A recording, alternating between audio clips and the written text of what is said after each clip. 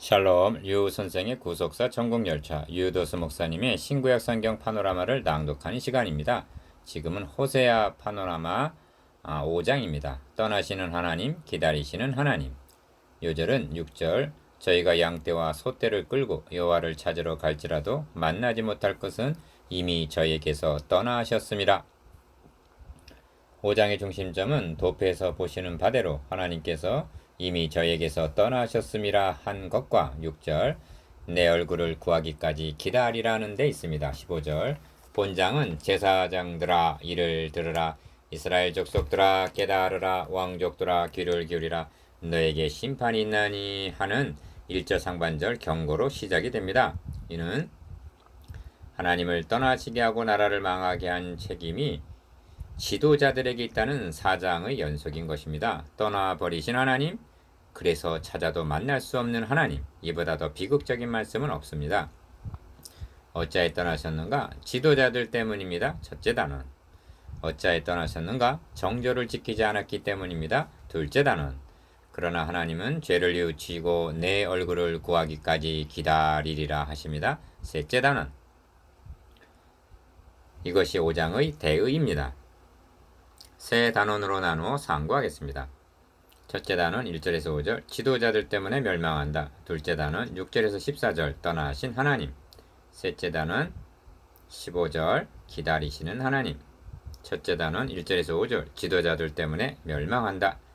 제사장들아 이를 들으라 이스라엘 족속들아 깨달으라 왕족들아 귀를 기울이라 너에게 심판이 나니 너희가 미스바에서 올무가 되며 다볼 위에서 친 그물이 됨이라. 1절 1.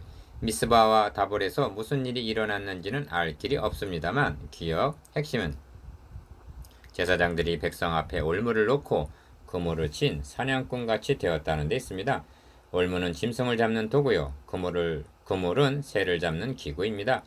지도자들이 백성들을 짐승이나 새를 사냥하듯 했다는 것입니다. 니은 여호수아는 마지막 설교에서 가나안 족속들을 친근히 하고 혼인하게 되면 그들이 너희에게 올무가 되며 덫이 되며 너희 옆구리에 채찍이 되며 너희 눈에 가시가 되어서 필경 멸절하리라 하고 여호수아 23장 12절에서 13절 경고한 바 있습니다. 그런데 백성들을 이런 올무와 덫에 걸리지 않도록 지도해야 할 제사장들이 도리어 올무와 그물이 되고 있다는데 두려움과 경종이 되는 것입니다. 그리고 2절에서는 패역자가 살육죄에 깊이 빠졌음에 합니다. 기억, 살육죄란 많은 사람들을 죽인 죄를 가리킵니다. 그래서 어떤 학자들은 미스바와 다볼에서 금송아지 섬기기를 거부하는 자들을 대량 학살했을 것이라고 추측하기도 하고 그곳에 정탐을 두어서 예배하기 위해서 예루살렘으로 탈출하려는 자들을 체포케 했을 것이라고 추측하기도 합니다. 무엇을 가리키는 것이든지 간에 이는 주님께서 격렬하게 책망하신 바 너희보다 배나 더 지옥 자식이 되게 하는도다. 뱀들아 독사의 새끼들아 너희가 어떻게 지옥의 판결을 피하겠느냐를 의미하는 것입니다. 마태복음 23장 15절 33절 니은 하나님은 너희에게 심판이 있나니 1절 너희를 징책하노라 하십니다. 2절 다시 강조합니다만 이런 일은 주님 당시도 있었고 또한 이제도 그럴 수가 있다는데 경각심을 갖게 합니다. 3. 에브라임은 내가 알고 이스라엘은 내게 숨기지 못하나니 합니다. 3절 상반절 여기서 알고 숨기지 못한다는 말씀은 저들의 비행을 낱낱이 알고 계시기 때문에 하나도 숨길 수가 없다는 뜻입니다. 그러므로 에브라임아 이제 너가 행음하였고 이스라엘이 이미 더러웠느니라 하시는 것입니다. 3절 하반절 그러므로 기어 저희의 행위가 저희로 자기 하나님에게 돌아가지 못하게 하나니 이는 음란한 마음이 그 속에 있어 여호와를 알지 못하는 까닭이라 하십니다. 4절 백성들이 음행 중에 머물며 있으면서 하나님께로 돌아가지 않는 것은 여호와를 알지 못하기 때문인데 그 원인은 제사장들이 지식을 버렸기 때문이며 4장 6절 니은 그렇다면 결국 저희로 자기 하나님에게 돌아가지 못하게 한 책임이 제사장들과 왕족들과 같은 1절 상반절 지도자들에게 있다는 결론에 이르게 됩니다. 지도자들이 백성들 앞에 올무가 되고 그물이 되고 살육죄에 깊이 빠지고 하나님께로 돌아가지 못하게 하는 역기능을 행하고 있다면 그들을 향하여 너에게 심판이 있나니 하시는 1절 하반절, 그렇게 하시는 것은 불가피한 일입니다. 이것이 본단원이 강조하고자 하는 지도자들 때문에 멸망한다는 말씀입니다. 4. 5절에서는 넘어진다는 말씀이 2번 나오고 있는데, 에브라임이 넘어지고 유다도 저희와 한 가지로 넘어지리라 하고 에브라임과 유다를 함께 거론하고 있음을 유념해야만 합니다. 왜냐하면 기억, 이는 유다로 말미암아 북쪽 이스라엘이 회개하기에 이르러야 할 터인데, 반대로 이스라엘의 영향을 받아서 남쪽 유다도 넘어지게 되리라는 말씀이기 때문입니다. 니은 이 점을 에스겔 선지자는 그 아우 유다 오홀리바가 이것을 보고도 그 형 이스라엘보다 음력을 더하며 그 형 가늠보다 그 가늠이 더 심함으로 그 형보다 더 부패하여졌느니라 하고 에스겔 23장 11절 책망하고 있습니다. 디귿 이를 세속하라고 말하는데 합쳐지는 쪽은 언제나 하나님 편이 사탄의 편으로 합쳐지고 있다는데 경각심을 가져야만 하는 것입니다. 둘째 단원 6절에서 14절 정조를 지키지 아니한 이스라엘, 저희가 여호와께 정조를 지키지 아니하고 사생자를 낳았으니 그러므로 세 달이 저희와 그 기업을 함께 삼키리라. 7절 1. 본 단어는 중심점은 저들이 정조를 지키지 아니했다는 데 있습니다. 7절 5장의 주제가 떠나시는 하나님, 기다리시는 하나님이라고 했는데 왜 떠나셔야만 했습니까? 여호와께 정죄를 지키지 않았기 때문입니다. 정죄를 지키지 않았다는 말은 기억 1장 2절에서 이 나라가 여호와를 떠나 크게 행음함이니라 말씀하고 4장 12절에서는 음란한 마음에 미혹되어 그 하나님의 수화를 음란하듯 떠났음이니라 하고 저들이 먼저 하나님을 떠났음을 의미합니다. 2. 저희가 양떼와 소떼를 끌고 여호와를 찾으러 갈지라도 만나지 못할 것이라고 말씀합니다. 6절 상반절.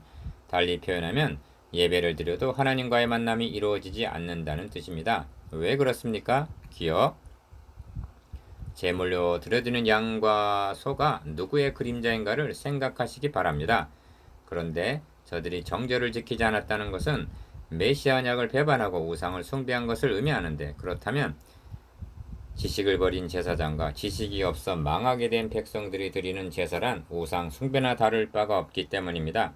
언약의 토대 위에서 드려지지 않는 제사를 하나님이 연락하시겠습니까?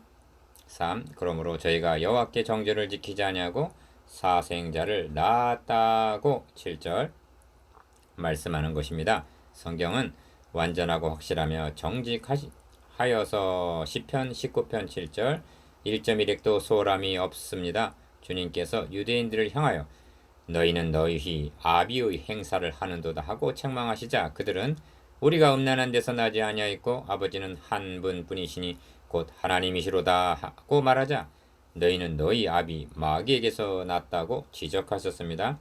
요한복음 8장 41절에서 44절 주님을 배척한 저들이야말로 음란한 데서 난 사생자라는 말씀입니다. 4. 본 단원에서 주목하게 되는 것은 도표에서 나타난 대로 북쪽 이스라엘뿐만이 아니라 남쪽 유다에 대해서도 동일한 경고를 하고 있다는 점입니다.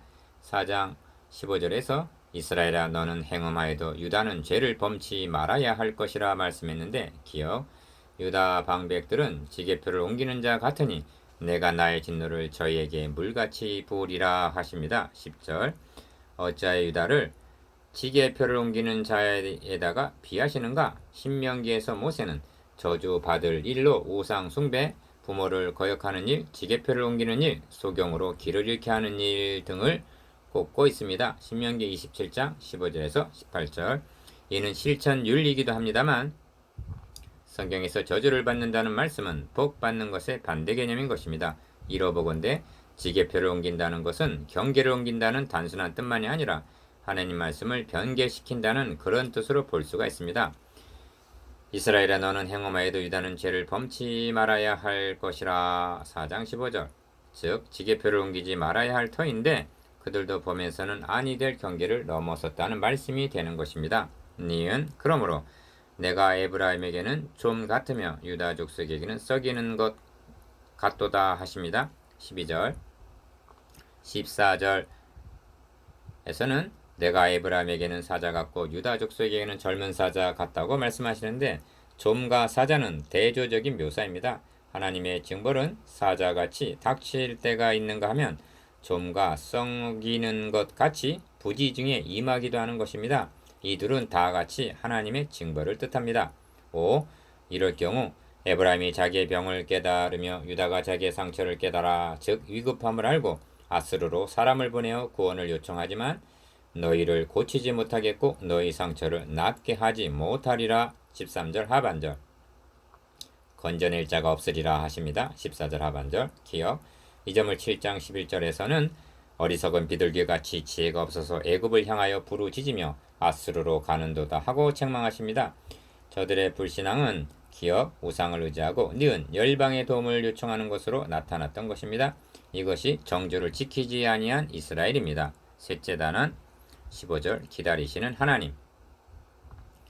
내가 내 곳으로 돌아가서 저희가 그 죄를 뉘우치고 내 얼굴을 구하기까지 기다리리라. 저희가 고난을 받을 때 나를 간절히 구하여 이르기를. 15절 1. 본 단어는 한 절에 불과합니다만 단어 하나하나를 음미해 보아야만 합니다. 저희가 고난을 받을 때라고 말씀합니다. 이 고난은 위에서 말씀하신 바 징벌을 가리킵니다. 징계의 목적이 어디에 있는가? 이 저희가 그 죄를 뉘우치고 하십니다. 그러므로 고난을 당할 때 고난을 명쾌해달라고 고난 자체에 매달리기보다는 기억, 소극적으로는 죄를 뉘우치는 일이요 니은 적극적으로는 하나님의 얼굴을 구하는 일입니다. 전에는 바알을 향하여 내 바알, 내 주인 2장 16절 이라 일컫고 아수르에게 구원을 요청하던 13절 그들이었습니다. 그러나 그것이 헛됨을 깨닫게 될 때야 비로소 하나님의 얼굴을 구하게 될 것이라는 말씀합니다. 징벌이란 해가 구름 속으로 모습을 감추듯 하나님께서 그 얼굴을 가리우신 때인 것입니다. 디귿 이 점을 다윗은 이렇게 진술합니다. 여호와께서 주의 은혜로 내 산을 굳게 세우셨더니 이는 하나님의 은혜로 형통케 해 주셨음을 의미합니다. 그런데 자신이 잘나서 그런 줄로 우쭐댔더니 주의 얼굴을 가리우심에 내가 근심하였나이다 합니다. 시편 30편 6절에서 7절. 이럴 경우 무엇이라 구하여야 하겠습니까? 3. 오라 우리가 여호와께로 돌아가자 하는 6장 1절의 회개입니다. 14장 1절에서 3절까지에는 하나님께 돌아와서 이렇게 구하라고 말씀하십니다. 너는 말씀을 가지고 여호와께로 돌아와서 아뢰기를 모든 불의를 제하시고 선한 바를 받으소서. 우리가 입술로 숫송아지를 대신하여 주께 드리리이다. 우리가 아수르의 구원을 의지하지 아니하며 말을 타지 애굽을 의지하는 것 아니하며 다시는 우리의 손으로 지은 것을 향하여 너희는 우리 신이라 하지 아니하오리니. 이것이 회개요 하나님의 얼굴을 구하는 것입니다. 하나님께서는 징벌하시면서 저들이 이렇게 회개하기를 기대하신다는 말씀입니다. 4. 그래서 기다리리라 하십니다. 어떻게 하시려고 기다리시는가? 성경은 말씀합니다. 기억. 그러나 여호와께서 기다리시나니 이는 너희에게 은혜를 베풀려 하시며 일어나시리니 이는 너희를 긍휼히 여기려 하심이라. 이사야 30장 18절 니은 5장을 요약하면 너에게 심판이 있나니 1절로 시작하여 이미 저에게서 떠나셨음이라 하신 6절 하나님은 내 얼굴을 구하기까지 기다리리라는 15절 말씀으로 끝맺고 있습니다. 이것이 사랑하시기 때문에 징벌하시는 하나님의 마음입니다. 우리가 믿는 하나님은 징벌하시고 떠나시는 하나님만이 아니십니다. 기다리시는 하나님도 되십니다. 은혜를 베푸시기 위해서 긍휼히 여기시기 위해서